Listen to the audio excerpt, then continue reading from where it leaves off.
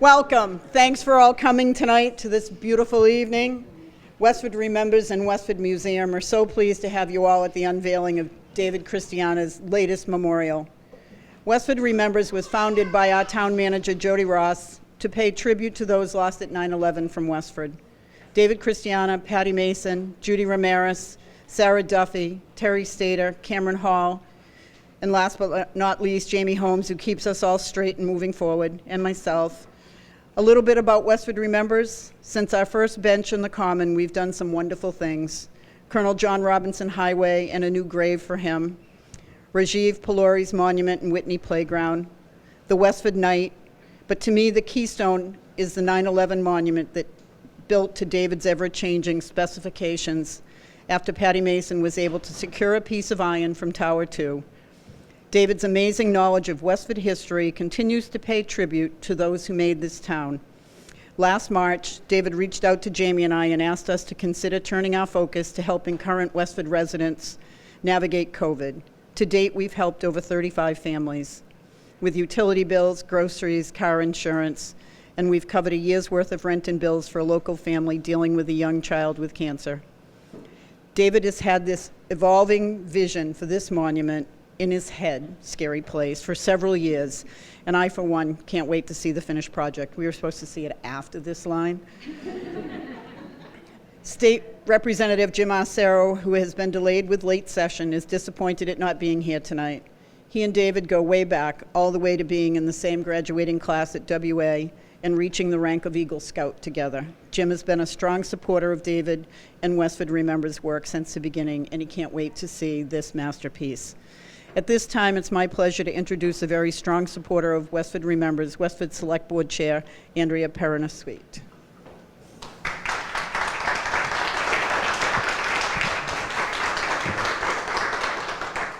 Thank you, Nancy, and thank you for all of our participants tonight. Wasn't the best weather, but then again, when the Revolutionary soldiers marched to Concord, it probably wasn't the best weather then either. You know, it's not every town that can claim it has a consummate firefighter EMT, an artist, and a sculptor in its town. But Westford has all three in the person of David Christiana. David Christiana has a passion for history. He also has a passion for creating art, and he combines those two passions in the sculptures that he creates. His work can be seen at the 9/11 Memorial and the Westford Firefighters Memorial at the police courtyard, at the Rajiv Paluri Memorial at Whitney Playground next to Rodenbush, and at the Westford Knight Sculptor on Depot Street, each one honoring Westford residents and events, past and present. In his latest endeavor, the Revolutionary War Memorial Drum, David honors the 280 men that represented Westford during the Revolutionary War. David's idea for this memorial began about 5 years ago, and over the past 5 years, that idea and that concept has been refined and reimagined by David. It has been placed and proposed at several different locations within the town and denied at those locations until it finally has reached its final resting place here outside the museum. And we are here tonight for its dedication and its permanent home. David was born and raised here in Westford. He joined the fire department when he was 16 years old. And since then, as a firefighter and as an artist, he has given so much to our town, not only as a first responder responsible for keeping us all safe, but also as an artist committed to remembering and honoring Westford history. So, I know you're hiding back there, but thank you, David. Thank you for all that you do for our town, for your commitment, your passion, your talent.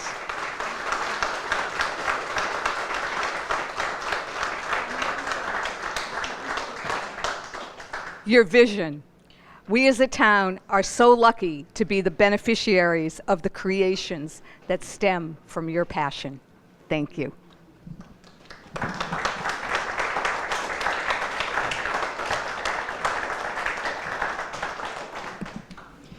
And now I'd like to introduce Leslie Howard, President of the Westford Historical Society. Leslie.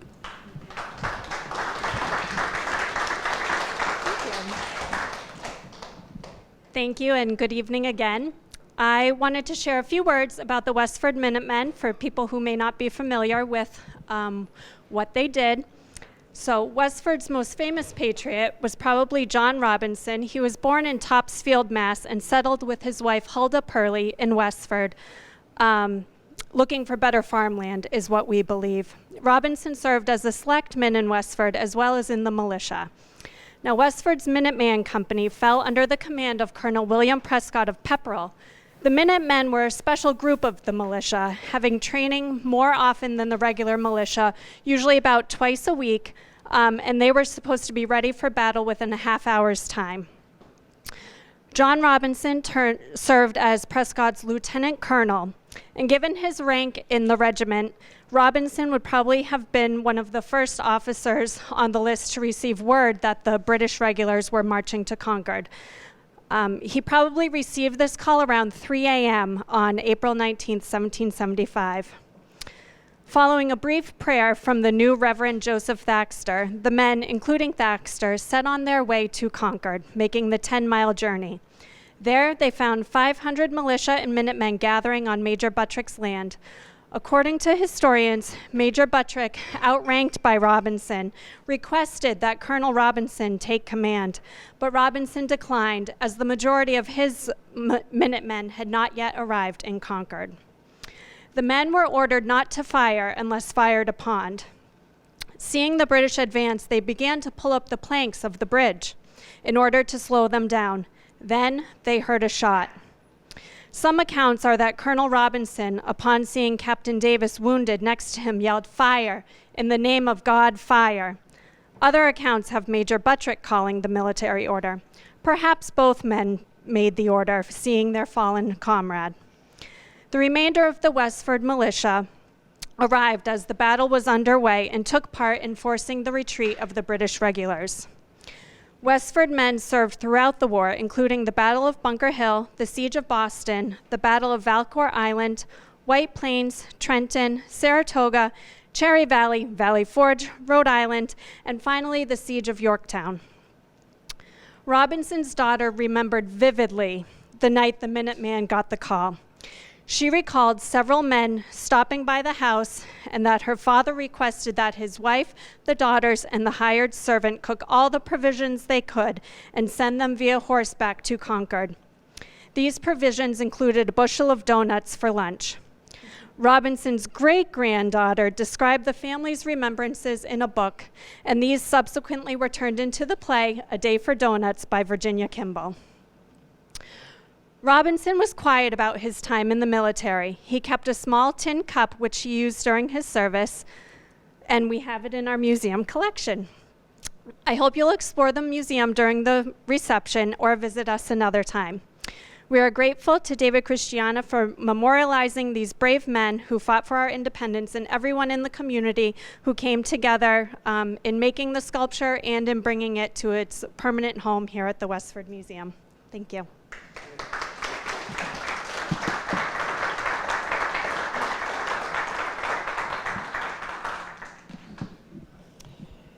And now it's with the greatest of pleasure that I get to introduce the man of the hour, my friend, David Christiana.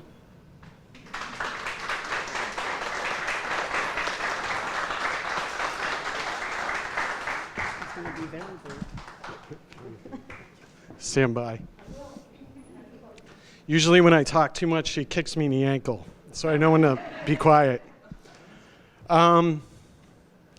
I didn't really bring anything to say. I started writing notes. I usually wing it, and it depends on my mood or what's happened.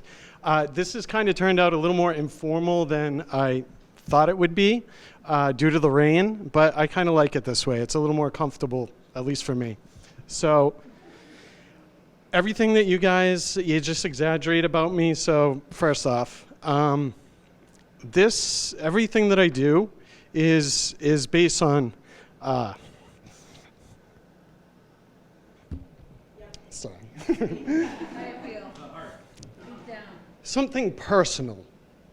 So with this monument, I grew up in this town.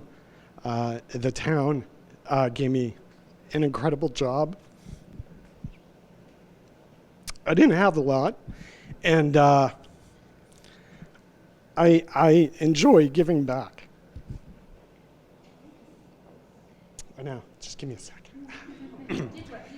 Okay, so I enjoy giving back, and some people don't understand it. Even my own spouse sometimes says you're crazy, but everything I do has to have something personally attached to it. And there's so much that this town has done on such a grand scale, like a national or international things that they were involved with, including this. I read a quote that really touched me, and so many people don't even know this. I always heard that we never made it to the North Bridge. I always heard that we really weren't involved in the American Revolution. And I read this quote. I actually saw it on Dan Lacroix's website, and it's from Reverend Joseph Thaxter. And it touched me because it showed that we were there, and we actually made a difference, and we were involved in one of the biggest events in this country. And he wrote, "I think it is a great neglect that so little notice is taken of Concord Bridge and the men who first faced the British troops. Much is said of Lexington. The British met with no opposition there. I was an eyewitness to the following facts. The people of Westford and Acton, and some few at Concord, were the first who faced the British at Concord Bridge. The British had placed about 90 men as a guard at the North Bridge. It was proposed to advance to the bridge. On this, Colonel Robinson of Westford, together with Major Buttrick of Concord, took the lead." And it goes on, and it talks about Isaac Davis of Acton being killed. And it dawned on me that, we were there, and we had a huge impact. And there are so many people in this town that make an impact. This wall right here, you go to the public safety courtyard, everyone in that courtyard, people on the 9/11 monument. I guess it just makes me proud because I belong in a community that really comes together. Like, look at all of you here today. You have faith in me to do something good like this. Anyway.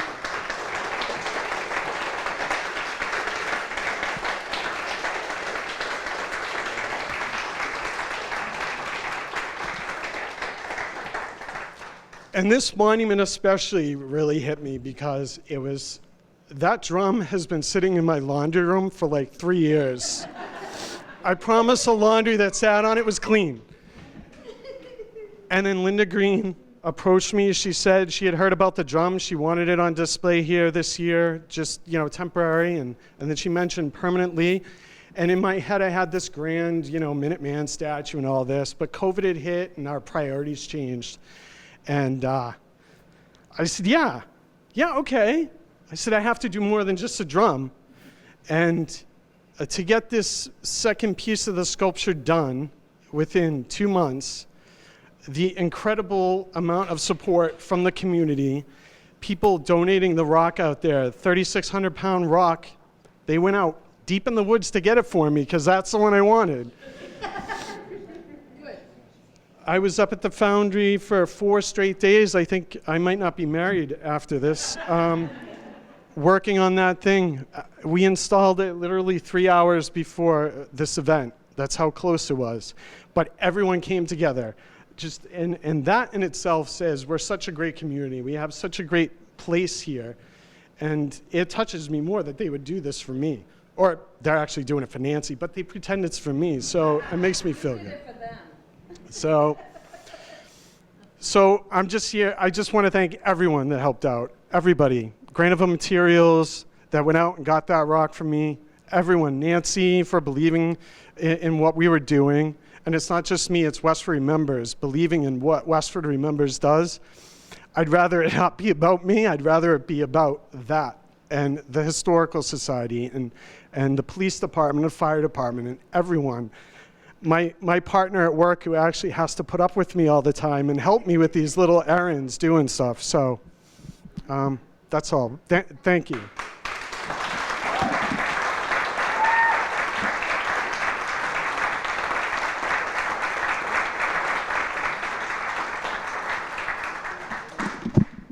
And that concludes the presentation. Thank you so much for everybody who did come tonight, and have a glass of wine.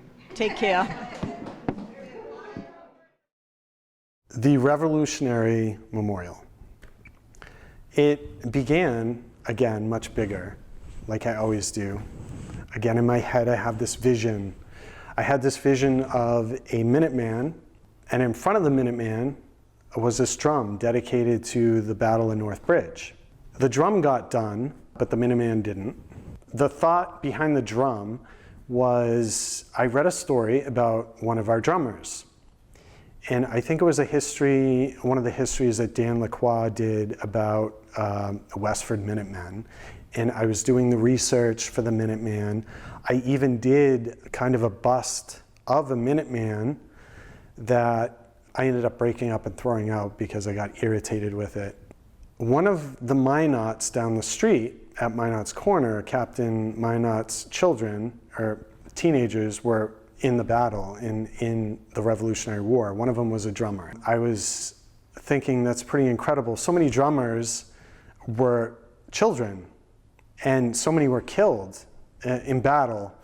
And when I think of the Revolutionary War, I always had in my mind a drummer somewhere and the soldiers marching to the beat of a drum. And so that's where the drum came from, the idea of the drum. And I also got, for the top of the drum, I thought it'd be really cool to have the Sons of the American Revolution symbol on it.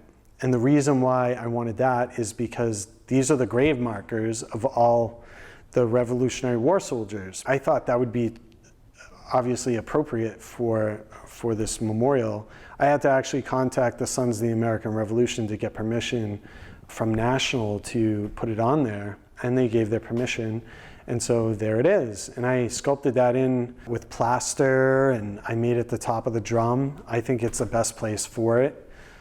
The drum itself, weeks and weeks contemplating how I was going to do the drum and get it perfectly cylindrical. I was in an antique store and I saw like an old fruit basket, or it's a hat box or basket, something like that. It's pretty tall. So I bought that as my base for the drum, and I ended up using other materials. Like I used some rope, I sculpted some rope. I used clay for like the wreath on the bottom, and I sculpted the wreath, and I sculpted the bands on the drum, and multiple materials to get what I was trying to do. And I brought it down to the foundry. When I got to the foundry, I formed the plaque that you see on the front. I did it out of clay. I did it right there in the foundry with my little stamp letters. And they did the drum, and they said next time if they do it again, because I have the mold, they're like, it's gonna have to be more money, because that was tough. So I was here at the museum, and Linda Green, the museum director, asked if she could borrow the drum for a display for Patriots Day. And I thought about it. Now the drum was finished in 2016, and it had been sitting in my laundry room, and I'm like, sure.